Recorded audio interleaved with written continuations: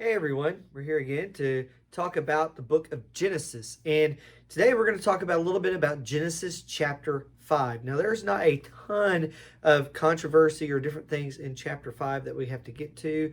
A little bit, but not much. But one of the things I want us to draw our attention to in Genesis chapter 5, the chapter of genealogies, we're going to look at overlap. People's lives that overlap one another. So what you have is you have these generations of people that trace Adam in chapter 5, beginning in verse 3, and then all the way down to verse 32, from Adam to Noah. So I want us to look at that. So you have Adam, who gave birth to, who had Seth, who had Enosh, who had Kenan, who had Mahalalel, and then Jared, then Enoch, then Methuselah, then Lamech, then Noah.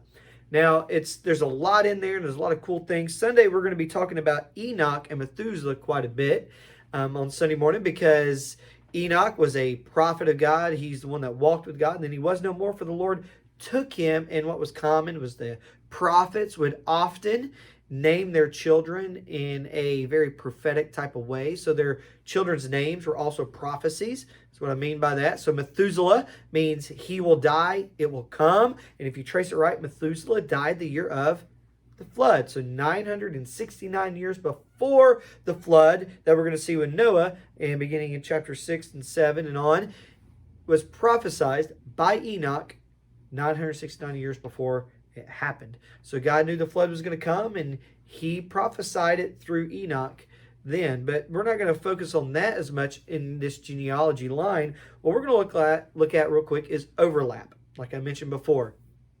A lot of people don't realize who lived together, who lived at the same time. So you have Adam, he lived his years, and then you came to Seth, and Seth lived his years. Now we can, going through the line of here, Adam to Noah, we see that Adam was alive with everybody in his line all the way to Lamech. See, what happens is Noah is the first one born in this line that wasn't alive when Adam was alive. So all these lived at the same time of Adam. Enoch lived with Adam. Methuselah lived with Adam. And then you get to Lamech, which is Noah's dad. He had 56 years roughly with Adam before Adam passed. And then you have Noah, who come along. And Noah came along 126 years after Adam had passed. But you see, there's not a big gap there. See, Noah was alive at the same time Seth was. So it's pretty wild when you consider who all would have personally known Adam. Noah's dad could have personally known Adam and heard from the stories of all that had happened directly. So Noah didn't get a lot of the information about what had happened in the world from third, fourth, fifth, level sources. He was actually hearing from the people who were experiencing those things. So his dad could have heard it directly from Adam's own mouth, what had happened in the garden and what had happened, what the garden was like, the Garden of Eden was like, and all those things. So you have all this overlapping that's happening of people from Adam all the way to Noah. Now, the question that we have to ask ourselves, that people often ask, is, okay, why are we getting the line of Seth mentioned here, but we don't get anything else from the other sons and daughters? See, in Genesis 5:4, it says Adam lived 800 years after he fathered Seth, and he fathered other sons and daughters. See, Adam and Eve just didn't have Cain, Abel, Seth. They had many sons and daughters. So the question is why do we not get all the information about these other sons and daughters? Well, simply put, they are not the connection that ultimately leads to Christ. So you got to remember, all of Scripture is about Jesus. It's about God. And so he's revealing himself. So what you're doing here in Genesis chapter 5 is you're tracing from Adam to Noah, who will trace from Noah all the way until Jesus. And so we are getting the line. See, Noah didn't come from, and Jesus didn't come out of the line of the other sons and daughters.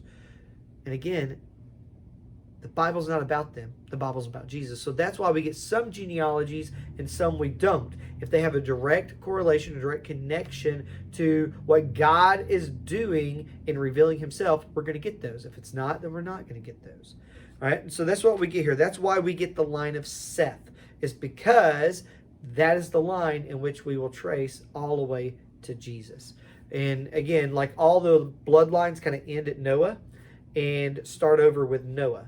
And then they break off with his three sons. And it says in verse 32 of chapter 5, Noah was about 500 years old, and he fathered Shem, Ham, and Japheth. And so Shem, Ham, and Japheth, they're going to continue the line that branches out. We don't follow a lot of those different lines because they're not following the line of Jesus when it comes through the Old Testament. So that's why we get some genealogies and some we don't. Are they directly connected to how God is revealing himself? So this is why we got the line of Seth. Now, one of the controversial things that you're going to hear it later connected to one of Noah's kids when we get into chapter 6, 7, and 8 of Genesis. But you have these lines of succession. They say, well, you have the cursed line of Cain, you have the blessed line of Seth, and then later we're going to see the cursed line of Canaan and all these different things. But there's really not a lot to those. They'll say that, see, Seth was the blessed line. It was the godly line. And so that was the line of God. So therefore, they were the righteous ones. They were the good ones. People have taken that as far to say those were the white ones. All right, and say the cursed line of Cain, and then later the cursed line of Canaan is all the dark colored ones. Well, that's not biblical. That's not right. That's not what this is talking about. The line of Seth that we're getting is that's who God chose to trace in and to come into as Jesus come into the world and reveal himself is through that line. It traces to Noah, and then it continues on.